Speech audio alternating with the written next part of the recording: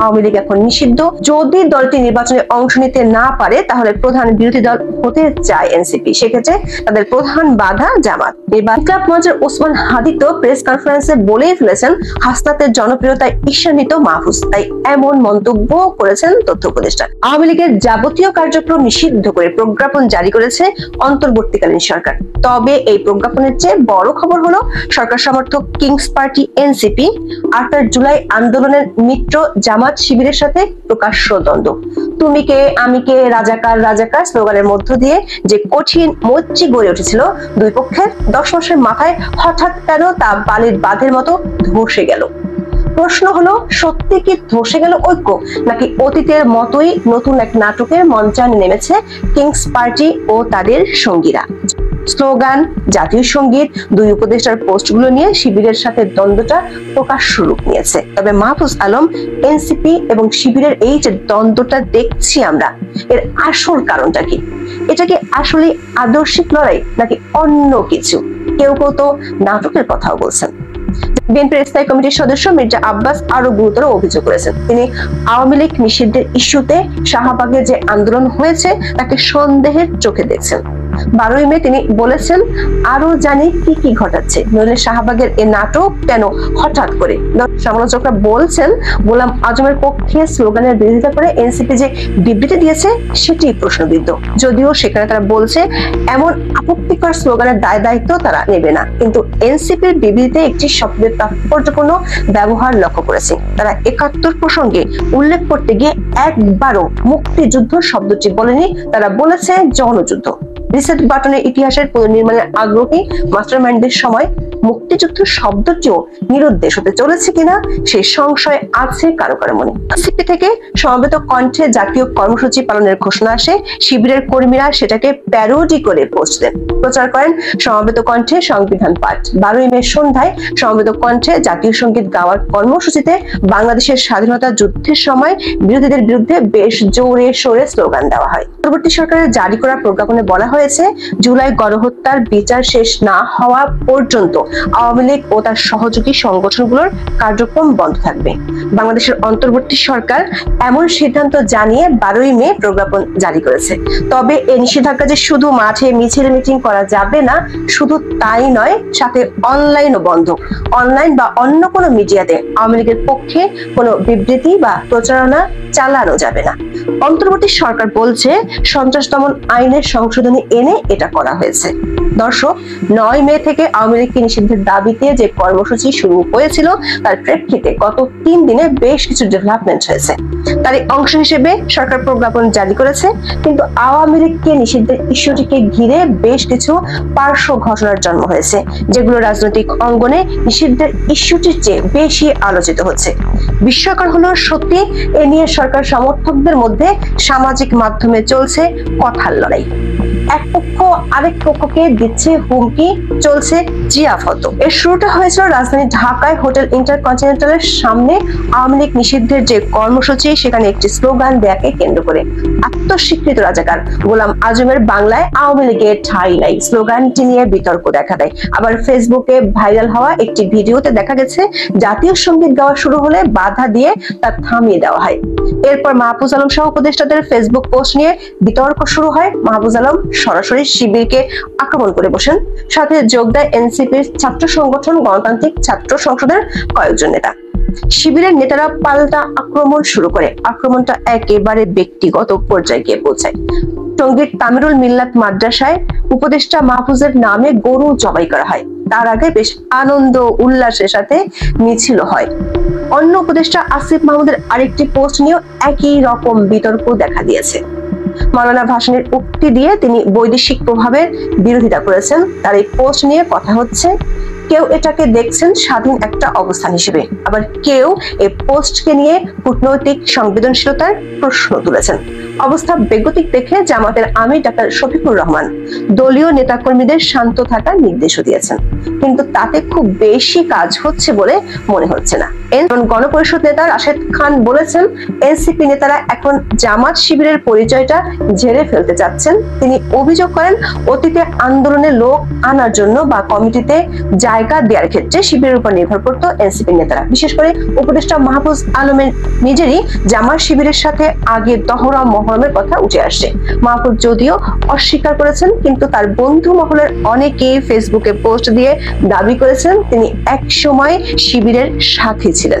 শিবির পরিচালিত একটি coaching centre থেকে তাকে ল্যাপটপও উপহার দেওয়া হয়েছিল। বিএনপির স্থায়ী কমিটির সদস্য মির্জা আব্বাস আরো গুরুতর অভিযোগ করেছেন, তিনি আওয়ামী লীগ নিষিদ্ধের ইস্যুতে শাহবাগে যে আন্দোলন হয়েছে তাকে সন্দেহের চোখে দেখছেন। 12ই মে তিনি বলেছেন, আরো জানি কি কি ঘটাচ্ছে, নইলে শাহবাগের এই নাটক কেন হঠাৎ করে। দর্শক, বিএনপির এই সিনিয়র নেতা সোজা সাপটা শাহবাগের আন্দোলনকে নাটক বলেছেন। দর্শক, স্লোগানকে কেন্দ্র করে যে দ্বন্দ্ব তার শুরুটা ধরলে নাটকের দাবির পেছনে যে যুক্তি সেগুলো পরিষ্কার হতে পারে।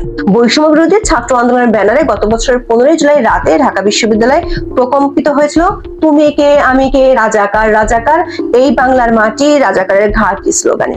দর্শক, পরবর্তীতে এনসিপি নেতারা বলেছেন এই স্লোগান ছিল জুলাই আন্দোলনের turning point. 15 September Nahid Islam এই স্লোগানকে জুলাই আন্দোলনের সবচেয়ে শক্তিশালী ও সাহসী স্লোগান বলে আখ্যা দেন। আবার জুলাই আন্দোলনের পর বিভিন্ন তথ্য প্রমাণে দেখা যায় এটি নিয়ন্ত্রণে বড় ভূমিকা রাখেন জামাতের ছাত্র সংগঠন ছাত্র শিবিরের নেতাকর্মীরা। সমন্বয়কদের বড় অংশ শিবির সমর্থক ছিলেন বলেও বেরিয়ে এসেছে। বিষয়টি এনসিপি শীর্ষ পর্যায়ের নেতারাও স্বীকার করেছেন। অনেকবার এমনকি ছাত্র শিবিরকে কৃতজ্ঞতা জানাতেও দেখা গেছে এনসিপি নেতাদের। এমন দহরম মহরম থাকার পরও হঠাৎ কেন এনসিপির এমন জামাত বিরোধী রব? যারা বিষয়টিকে নাটক বলছেন তাদের দাবি হলো মাহফুজ আলম এখন বলছেন জামাত শিবির যুদ্ধাপরাধী, তাদের ক্ষমা চাইতে হবে, পাকিস্তান পন্থা ছাড়তে বলছেন। অথচ তিনি কিছুদিন আগে বলেছিলেন জামাতের নতুন প্রজন্ম পাকিস্তান পন্থী নয়, তারা নাকি কাফারাও দিয়েছিলেন গণ অভ্যুত্থানের মাধ্যমে। এমন পরস্পর বিরোধী অবস্থান বেশ গোলমেলে পরিস্থিতি তৈরি করেছে। তার উপর এনসিপি নেতারা নিয়মিতই জামাতের অনুষ্ঠানে যাচ্ছেন।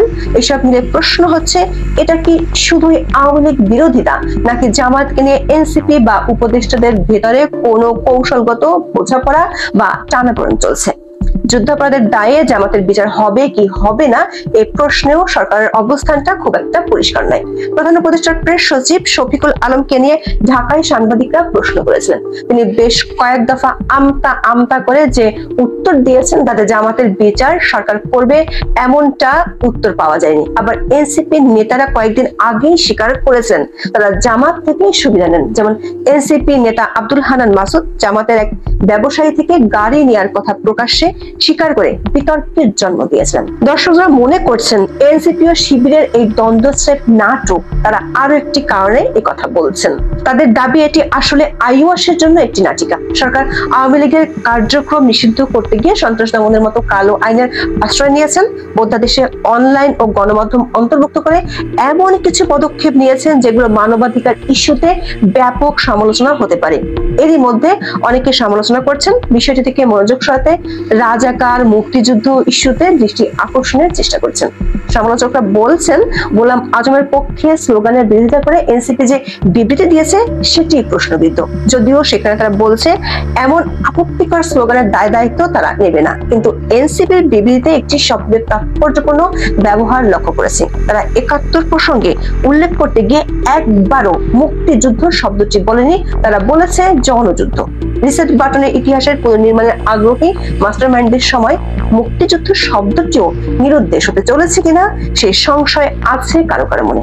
অনেকে বলছেন এই যে কড়া কথা বলা আবার সে পোস্ট মুছে ফেলা, মাহফুজ আলমের আগেও এমন রেকর্ড আছে। ভারতের মানচিত্র নিয়ে ব্যঙ্গ করে পোস্ট দেয়া, তৌহিদি জনতাকে আক্রমণ করে দেওয়া পোস্টগুলো তিনি মুছে ফেলেছিলেন। একদিকে গরম গরম কথা বলা আবার পোস্ট সরিয়ে ফেলা, এমনটা বারবার ঘটায় অনেকে মনে করছেন এটি একটি কৌশল। এটা কি আদর্শের লড়াই, নাকি এর পিছনে অন্য কোনো রহস্য আছে? অনেকে একে সাজানো নাটিকা হিসেবে দেখছেন। এ নিয়ে সামাজিক মাধ্যমে গুঞ্জন আছে, কেউ কেউ এই গুঞ্জনকে উড়িয়ে দিচ্ছেন না। এমন প্রেক্ষাপটে কেউ কেউ বলছেন এনসিপি হয়তো একটা খোলস বদলের চেষ্টা করছে, কিন্তু কাজে কর্মে অনেক অস্পষ্টতা বা দ্বিধাদ্বন্দ্ব দেখা যাচ্ছে। 5 আগস্টের পর থেকে মুক্তিযুদ্ধের স্মৃতি চিহ্নগুলো একের পর এক ভাঙা হলো, দলটি ছিল নিশ্চুপ। পাশাপাশি কিছু ডানপন্থী দলের সাথে সখ্যতার অভিযোগ আছে সরকার সমর্থক এই কিংস পার্টির বিরুদ্ধে। দলটির একাধিক সূত্র বলছে এই খোলস থেকে বের হতে চায় দলটি। আবার আওয়ামী লীগ এখন নিষিদ্ধ। যদি দলটি নির্বাচনে অংশ নিতে না পারে তাহলে প্রধান বিরোধী দল হতে চায় এনসিপি। সেক্ষেত্রে তাদের প্রধান বাধা জামাত। নির্বাচনের আগে দলটিকে কোণঠাসা করতে চায় এনসিপি। সূত্রগুলো বলছে উপদেষ্টা এনসিপি ও শিবিরের সাথে এই যে বিরোধ, তার আরেকটি কারণ হলো এনসিপির মধ্যে বোঝাপড়া ও ক্ষমতার দ্বন্দ্ব। এনসিপির ভিতরে বেশ টানাপোড়েন চলছে, দলের ভিতরে বেশ গোলমাল চলছে। বিশেষ করে আওয়ামী লীগকে নিষিদ্ধের ইস্যুতে শাহবাগ 2.0 শুরু করা নিয়ে দলটির ভিতরে দ্বিমত ছিল।